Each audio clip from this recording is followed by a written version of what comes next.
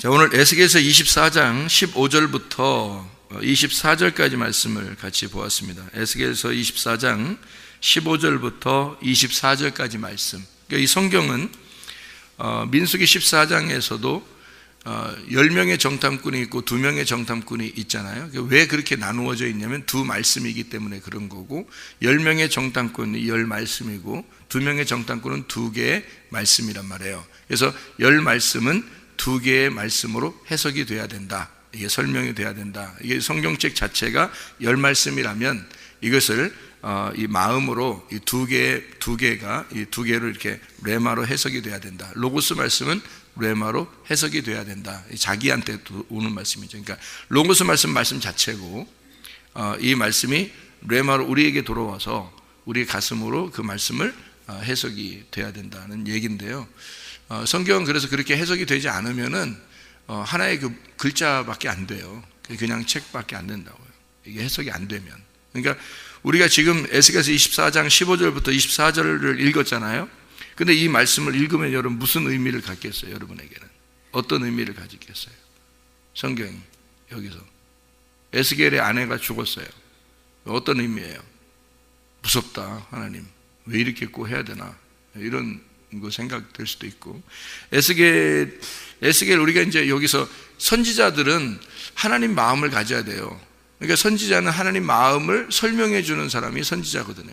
시대의 그 삶을 그대로 이제 살으라고 선지자들한테는 그렇게 하거든요. 그래서 그 말씀을 이렇게 설명해 줘야 되니까, 하나님 마음을 설명해 줘야 되니까 선지자들은 그렇게 살아야 돼요. 그래서 에스겔 선지자가 이렇게 아내가 죽은 거거든요. 그래서 우리 한번 몇 가지 더 찾아볼까요? 에스겔서 3장 26절 찾아봐요. 에스겔 3장 26절. 에스겔 3장 26절 보니까 에스겔을 보고 뭐 어떻게 하냐면요, 내가 내 혀를 내 입천장에 붙게 하여 네가 말 못하는 자가 되어 그들을 꾸짖는 자가 되지 못하게 하리니 그들은 패역한 족속임이니라. 선지자이기 때문에 벙어리로 살아야 돼요. 어떨 땐 벙어리로 살아야 돼요. 예레미야 16장 2절을 봐요. 예레미야 16장 2절. 예레미야 16장 2절 보면요, 너는 이 땅에서 아내를 맞이하지 말며 자녀를 두지 말지니라. 예레미야 선지자한테는 결혼하지 마라, 이렇게 되어 있습니다. 결혼하지 마라. 한마디로 말하면 하나님께 대한 어떤 너가 자유가 제한된다는 겁니다. 너의 자유를 제한시키겠다. 그러니까 네가 하고 싶은 일을 못하게 하나님이 선지자이기 때문에, 그러니까 선지자이기 때문에 이렇게 살아갈 수밖에 없는 사람들, 뭐 이런 이야기가 되죠. 이사야 20장을 한번 봐요. 이사야 20장. 이사야 20장 2절 3절을 보면요, 2절 3절 보면, 그때 여호와께서 아모스의 아들 이사야에게 말씀하여 이르시되 갈지어다 내 허리에서 배를 끄르고 내 발에서 신을 벗을지니라 하시매 그가 그대로 하여 벗은 몸과 벗은 발로 다니니라. 빨개 벗고 다니는 거예요. 여호와께서 이르시되 나의 종 이사야가, 자기 종이니까, 하나님의 종이니까 3년 동안 벗은 몸과 벗은 발로 다니며 애국과 구스에 대해 징조와 예표가 되었느니라. 3년 동안 빨개 벗고 다녀야 돼요. 선지자니까. 선지자는 하나님이 시키는 대로 해야 됩니다. 이사야 같은 경우는 빨개 벗고 3년 동안 다녀야 돼요. 예레미야는 결혼하지 못하게 만들어요. 에스겔은 벙어리가 되게 만들고, 그리고 부인이 죽게 만들어요. 선지자니까. 무섭죠? 하나님이, 그러니까 백성들에 대해서 선지자의 삶이라고 하는 것은, 만약 여러분이 이 땅 지금 마지막 시대의 선지자라면 어떻게 될까요? 하나님이 시키는 대로 너 이 시대처럼 똑같이 해야 돼. 이걸 하나님이 보여줘야 돼. 너를 통해서. 이렇게 하면 어떻게 해야 돼, 여러분? 그러면 뭐 꼼짝없이 선지자라면 그렇게 살아야 돼요. 꼼짝없이. 그러니까 선지자가 그런 거예요. 무섭죠, 그죠? 예. 그러니까 그렇게 이제 성경을 여기 이렇게 보면 이제 에스겔서의 지금 요 내용을 이렇게 보잖아요. 24장의 내용을 보면, 야, 하나님이 이렇게 시키니까 이렇게 하는구나, 해야 되는구나, 야, 이거 무섭다, 이렇게 생각이 될 거예요. 그리고 성경을 이렇게 보면은 왜 이렇게 하라는 거예요, 도대체? 왜 이렇게 하라는 거예요? 예? 왜 이렇게 하라는지 여러분 알아요? 이게 그냥 이렇게 보면은 그냥 이게 그냥 읽으잖아요. 이렇게 성경을 이렇게 읽잖아요. 그러면 이게 뭔 말인가? 이게 그냥 뭔 말이야, 이게? 왜 이렇게 하라는 거야? 그냥 거기만 보면은 그렇게 이해가 잘 안 돼요. 그래서 성경은 반드시 어떻게 되냐면, 이제 해석이 돼야 돼, 해석이. 그러니까 이게 그냥 읽잖아요. 이렇게 읽으면 요대로가 로고스 말씀이에요. 요대로가 하나님이 시킨 말씀이고, 하나님이 정해놓은 말씀이고, 하나님이 쓴 말씀이고, 그러니까 이게 로고스 말씀인데, 이게 해석이 안 되면 이해가 안 돼요. 무슨 말인지, 뭔 말이에요 이게 도대체가, 이렇게 되는 거죠. 자, 이제 이거를 이제 설명을 한번 해드릴게요. 무슨 말인가, 이 말이. 그러면 이제 전혀 다른 말이 되는 거예요. 이 말이 전혀 다른 말이. 그러니까 자, 보세요. 아내하고, 이 에스겔의 아내하고, 아내가 죽었어요. 슬퍼하지도 말라 그렇게 말을 해요. 그런데 이 아내하고 에스겔하고는 어떤 관계예요? 에스겔하고 아내하고 관계는 어떤 관계예요? 부부 관계죠. 부부 관계잖아요. 부부 관계라는 건 뭐예요? 하나라는 얘기지. 그러니까 아내가 죽는다는 얘기는 누가 죽는다는 얘기? 에스겔이 죽는다는 얘기죠. 그렇죠? 요거를 이제 잘 생각하면서 이제 요거를 보는 거예요. 그러면 에스겔하고 아내하고 그리고 이스라엘 백성들하고는 어떻게 된 거예요? 관계가 같은 관계라는 거죠. 하나의 관계라는 거예요. 에스겔의 아내가 죽는다는 얘기는 백성이 죽는다는 얘기고, 그리고 백성은 에스겔이 죽는다는 얘기예요. 이게 왜 그러냐면 에스겔은 누구 마음을 가진 거야? 하나님 마음을 갖는 거예요. 하나님 마음을 가진 자가 선지자예요. 에스겔의 아내는 그 하나님의 마음과 하나가 된 건데 그가 죽는 거예요. 그가 죽는다는 건 에스겔의 아내는 백성들이 하나님의 아내인 거죠. 그죠? 백성들이 하나님의 아내인 거야. 그래서 너희들 백성들이 죽는 것을 하나님의 마음은 봐야 되는 거예요. 지금 백성들이 잘못했기 때문에 죽어야 되는 거예요. 그러니까 에스겔의 아내를 죽임으로써 너희들이 죽는다는 걸 보여주는 거예요. 하나님이. 무슨 말인지 알겠죠? 그래서 백성들이 죽는다는 건 누가 죽는다는 거? 하나님이 죽는다는 거. 예. 너희들을 죽이고 있지만 가슴이, 자, 에스겔 아내가 죽으면 에스겔이 어떻겠어요? 슬프죠. 근데 슬픈데 슬퍼하지 말라는 거예요. 에스겔 보고. 왜 슬퍼하지 말라고 그래요? 마땅히 죽을 자가 죽었다는 겁니다. 그러니까 슬퍼하지 말라는 거예요. 그런데 에스겔은 슬퍼하고 싶겠죠. 자기 아내니까. 그런데 슬퍼하지 못하는 거예요. 왜냐하면 하나님 마음이 백성들을 심판해야 되는데 백성을 심판할 때 그때 하나님 마음이 슬프지만 너희들이 마땅히 심판을 받아야 되기 때문에 심판을 하는 것이니까, 그래서 이건 마땅한 거다, 그 죽음이 마땅한 거다라는 걸 설명해 주셔야 되는 거죠. 그래서 하나님 마음을 설명해 줘야 되니까 그 아내를, 에스겔의 아내를 통해서 설명을 해 주는 거예요. 자, 여기까지 이제 이해가 되죠. 무슨 말인가? 자, 그러니까 여기 지금 언뜻 쑥 지나가면 이해가 안 돼요. 무슨 말인가? 이 말 읽어봐야 무슨 말인가 이해 안 돼요. 근데 여기까지 다 이해가니까 에스겔, 그리고 아내, 그리고 그 백성, 이렇게 하니까 딱 이렇게 맞아 들어가죠. 이렇게 생각하니까, 아하, 그런 말씀이구나 라는 것은 이제 조금 이해가 되죠. 자, 이 말을, 그러면 이제 이 말이 우리에게 무슨 상관이 있느냐 하는 얘기예요. 요거를 성경에서 성경으로 한번 또 해석을 해보자는 거죠. 이게. 자, 그러면 이거를 요한계시록을 한번 가봐야 돼요. 요한계시록 18장. 요한계시록 18장 10절부터 14절까지를 제가 읽도록 하겠습니다. 그의 고통을 무서워하여 멀리 서서 이르되 화이또다 화이또다 큰 성 견고한 성 바벨론이여 한 시간에 내 심판이 이르렀다 하리로다.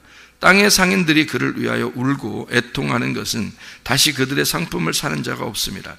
그 상품은 금과 은과 보석과 진주와 세마포와 자주옷감과 비단과 붉은 옷감, 각종 향목, 각종 상아 그릇, 값진 나무, 구리, 철, 대리석 만든 각종 그릇, 계피, 향료, 향유, 유향과 포도주, 감람류, 고운 밀가루, 미료, 소와 양과 말과 수레와 종들과 사람의 영혼들이라. 바벨론아 내 영혼이 탐하던 과일이 내게서 떠났으며 마시는 것들과 빛난 것들이 다 없어졌으니 사람들이 결코 이것들을 다시 보지 못하리로다. 이렇게 되어 있어요. 자, 이게 뭐가 멸망하는 것을 얘기하는 거예요? 어디가 멸망하는 거? 바벨론의 멸망이에요. 바벨론의 멸망. 자, 우리가 이제 요한계시록 17장 16절을 한번 봐봐요. 17장 16절. 네가 본 바 이 열불과 짐승은 음녀를 미워하여 망하게 하고 벌거벗게 하고 그의 살을 먹고 불로 아주 사르리라. 이렇게 되어 있거든요. 그리고 18절을 보니까 뭐라고 되어 있어요? 또 네가 본 그 여자는 땅의 왕들을 다스리는 큰 성이라 하더라. 그러니까 여기 지금 멸망하는 바벨론은 뭐라는 거예요? 음녀라는 거예요. 음녀가 멸망하는 바벨론이라는 거예요, 여러분. 그죠? 그러니까 여기 지금 바벨론은 여자를 얘기한다는 거죠. 그죠? 한 여자가 바벨론이라니까. 음녀와 바벨론이다. 자, 그러면 이제 여자라는 것을 여러분 아시죠? 여자라는 게 음녀 아니면 신부예요. 성경에서. 그죠? 요한계시록에서는 음녀 아니면 신부예요. 그러니까 음녀는 나쁜 거고 신부는 좋은 거예요. 그렇죠? 예. 근데 이제 우리 마태복음 25장 같은 경우는 열처녀, 달란트, 양과 염소 이런 얘기가 있죠. 그래서 열처녀는 처녀 아니면 신부예요. 처녀 아니면 신부. 그러니까 여기는 음녀 아니면 신부. 이렇게 이제 요한계시록에는 그렇게 나와 있거든요. 그럼 음녀가 바벨론 성이라는 거죠. 바벨론 성이 음녀라는 거예요. 그죠? 그러면 이제 성경에서 그 바벨론 성이라고 하는 성이라는 게 뭐라고 얘기할 수 있냐면요, 이런 얘기예요. 잘 봐봐요. 요한계시록 11장의 8절에 보면 이런 얘기도 있어요. 그들의 시체가 큰 성 길에 있으리니 그 성은 영적으로 하면 소돔이라고도 하고 애굽이라고도 하니 곧 그들의 주께서 십자가에 못 박히신 곳이라. 예수님 십자가에 못 박히신 곳이 예루살렘이거든요. 그럼 예루살렘이면 예루살렘이 뭐라는 거예요? 소돔, 멸망하는 소돔 같고 애굽 같다는 거죠. 그러니까 예루살렘, 애굽, 소돔은 같은 거라는 거예요. 그러면 애굽, 소돔, 예루살렘 그리고 바벨론, 이게 다 뭐예요? 예루살렘 성, 소돔 성, 애굽 성, 바벨론 성, 뭐예요? 같은 거를 얘기하는 거예요. 그러니까 바벨론이라고 하는 건 뭘 얘기하려고 하는 거예요? 그러니까 바벨론은 바벨론 나라를 의미하는 게 아니고, 요한계시록에서의 바벨론은 이미 요한계시록을 쓸 때는 바벨론은 없어요. 요한계시록을 쓸 때는 로마가 있습니다. 로마. 그러니까 로마나 예루살렘 성을 뭐라고 표현한 거예요? 바벨론으로 표현한 거예요. 그러면 음녀라고 하는 건 뭐를 음녀라고 그러죠, 여러분? 음녀를? 음녀하면 성경 음녀는 뭐를 음녀라고 그래요? 가늠한 여자를 음녀라고 그러잖아요. 그러면 가늠한 여자라는 건 왜 가늠한 여자라고 그래요? 처녀가 남자 만나서 둘이 같이 있으면 그 음녀라고 그래요? 아니, 둘이 결혼하면 돼요, 그냥. 근데 음녀라고 하는 건, 성경에서 음녀는 남편이 있는 여자가 다른 남자를 생각하는 걸 말하는 거예요. 남편이 있는 여자가 다른 남자를 생각할 때 그걸 음녀라고 그래요, 성경에서는요. 그럼 남편이 누구예요? 우리의 남편이 하나님이죠. 예수님이 우리의 남편이란 말이에요. 그런데 다른 남자를 생각했다는 거지. 그걸 음녀라는 거야. 그러면 하나님이 나의 남편이신 사람들이 누구예요? 성경에서는 이스라엘 백성들이라고요. 이스라엘 백성들이 살고 있는 데가 어디예요? 예루살렘 성이라니까. 그럼 예루살렘 성이라고 하는 게, 그러니까 예루살렘 성이 뭐가 됐다는 거예요? 음녀가 됐다는 얘기지. 그래서 성경에서 말하는, 여기 지금 요한계시록 여기서 말하는 것은 바벨론을 바벨론으로 얘기하려고 했던 게 아니라 음녀인 이스라엘 백성들을, 그들이 음녀인데 그 성이 바벨론이다, 무너질 바벨론이다 라는 얘기를 하는 거죠. 자, 여기까지 이해가 되죠? 그러면 에스겔의 아내는 뭐를 대표하는 거예요? 그러니까 그렇죠, 음녀를 대표하는, 하나님의 백성을 대표하는데, 하나님의 백성은 어디에 있는 거다? 바벨론에 있는 거다. 바벨론에 있는 게 뭐다? 지금 예루살렘 성이다. 예루살렘 성에는 뭐가 중심으로 되어 있는 거다? 성전이 중심이 되어 있다. 그러니까 이 사람들은, 지금 이스라엘 백성들은 뭐 하는 사람들이에요? 하나님의 장막을 더럽힌 자들이다, 이 말이에요. 그래서 하나님의 장막을 더럽혔다. 하나님만 주인 삼아야 되는데 하나님만 주인 삼지 못했다는 거예요. 그래서 그들을 죽여야 될 수밖에 없다. 하나님이 너희들을 심판할 수밖에 없다. 그래서 반드시 죽여야 한다. 반드시 심판해야 된다, 음녀는. 그래서 음녀가 무너지는데, 이 음녀는, 요한계시록에서 음녀가 무너질 때 사람들이 막 슬퍼해요. 왜요? 음녀가 그들의 성전이었으니까. 자기들의 그 성전이란 말이에요. 자기들의 신이란 말이에요, 음녀가. 그러니까 모든 음녀들은 큰 음녀를 바라보고 살고 있었단 말이에요. 그 큰 음녀가 바벨론 성이었다고. 그게 예루살렘 성이었다고. 그 예루살렘 성 안에 성전이 있다고요. 그걸 바라보며 살았는데, 아니 그게 무너진다는 거야. 그래, 얼마나 청천벽력 같은 건 얘기냐고. 자, 요한계시록을 쓸 때 예루살렘이 이제 그 로마에 의해서 무너지는 때요. 그때가 언제냐면 AD 70년입니다. 요한계시록이나 요한복음 이렇게 마지막 요한이 이제 쓸 때가 AD 90년 정도 돼요. 그러니까 로마에 의해서 예루살렘이 무너지는 그것을 설명하는 얘기거든요. 그럼 사람들은 다 바벨론이라는 예루살렘 그 음녀를 바라보면서 좋아했는데 이게 무너져 버리는 거예요. 자기들이 의지하던 것이 다 무너져 버리는 거죠. 앞으로 이루어진 그 일이죠, 그게. 근데 그 일들이 왜 있느냐는 거예요. 우리하고 무슨 상관이 있어요? 성경은 다 완성이 됐고 이게 우리한테 무슨 상관이 있겠어요? 경고하는 거예요. 남편 하나님만 섬겨야 되는데 너희가 다른 걸 더 따르고 있다는 거죠. 그런 사람들은 이렇게 된다는 거예요. 그러니까 음녀라고 하는 거를 우리가 지금 음녀가 누구인 거야? 그러니까 여기서 음녀는 나인 거예요. 그죠? 나인 거야. 그러면 내가 음녀라면 음녀는 어떻게 돼야 되는 거예요? 음녀는 반드시 죽어야 되는 거예요. 반드시 죽어야 되는 거예요. 그래서 여러분과 제가 이게 지금 에스겔의 부인이 죽는 것을 무슨 얘기냐면, 이게 에스겔과 부인은 어떤 거다? 둘이 다 하나다. 하나다. 그러면 에스겔은 하나님의 마음을 가진 자고, 아내는 뭐예요? 같은 지금 하나인데, 둘이 하나인데 아내는 죽어야 되는 거고 에스겔은 하나님의 마음을 가진 자란 말이에요. 그러니까 이 둘이 어떻게 되는 거야? 이 둘이 하나야. 어디 살고 있어요? 어디 살아요? 이스라엘, 예루살렘, 바벨론 거기 살아요? 어디 살아요? 내 마음에 사는 거지. 내 마음 안에 사는 거지. 그러니까 여기 음녀와 에스겔 남편이 내 마음 안에 있는 거지. 그러니까 여기 있는 음녀, 그러니까 여기 그 아내는 죽어야 돼, 안 죽어야 돼? 죽어야 돼. 그 아내가 누구야? 그러니까 이 속에서 사는 나야, 나. 그러니까 그 나가 뭐야? 육체야. 육체. 그러니까 여기 에스겔은 뭐야? 그러니까 말씀이고, 에스겔은 말씀이고, 이 아내는 육체란 말이에요. 무슨 말인지 알겠어요? 예수님이 말씀이시죠?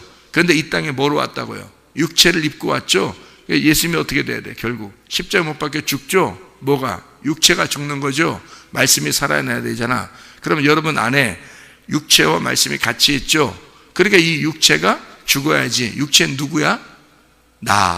내가 죽어야 된단 말이에요. 자, 이게 그냥 언뜻 지나가면 이 말씀이 그냥 하나도 몰라 뭔 말인가, 이게 왜 그렇게 하는지를. 근데 이게 지금 설명을 이렇게 들으니까 어때요? 이런 말이었구나. 이래서 하는 거예요. 결국 어떤 말이에요? 그러니까 우리가 우리의 속에 있는 육체를 죽여라. 그리고 말씀이 살도록 해라. 네. 그러니까 너희들이 음녀와 같은 그런 짓 하지 마라, 이거야. 가늠한 여자가 예수님한테 이제 그 붙잡혀 왔을 때, 사람들이 정죄하려고 할 때 예수님이 죄 없는 놈이 한번 쳐봐라 그래요. 다 죄 있다 그러잖아요. 그러니까 그 죄 없는 놈이 쳐봐라 했을 때 그 모든 사람을 뭘로 취급한 거예요, 예수님은? 니네가 가늠한 여자야. 니네가 음녀야. 니네가 이 가늠한 여자라고. 니네가 양심 있으면 쳐봐. 했더니 아무도 못 치잖아요. 그걸 갔잖아요. 그랬더니 예수님이 뭐라고 그랬다고? 이 가늠한 여자한테 나도 너를 정죄하지 않겠다. 다시는 그런 죄 짓지 마라. 그러잖아요. 무슨 말인지 알겠죠? 예. 그러니까 옷 다 벗겨놓고 돌 심판 앞에 딱 놓고요. 그게 율법입니다. 율법 앞에 딱 나를 비추어서 가늠한 여자로 잡혀온 거예요, 우리가. 여기 어디로? 예수님의 중심으로, 교회의 중심으로 잡혀온 거라고, 여러분이. 이 세상에서 여러분 여기에다 잡혀온 거라고요. 여기에 잡혀왔을 때 주님이 말씀으로 뭐라고 해요, 여러분을? 너희들 죄인이야. 옷 싹 벗겨진 가늠한 여자예요, 여러분이. 그러니까 여러분 우리 자신들이 다 이런 가늠한 여자예요. 그러나 주님은 십자가 못 박혀 돌아가셔 너를 위해서 죽으셔서 너를 다시 정죄하지 않을 거야.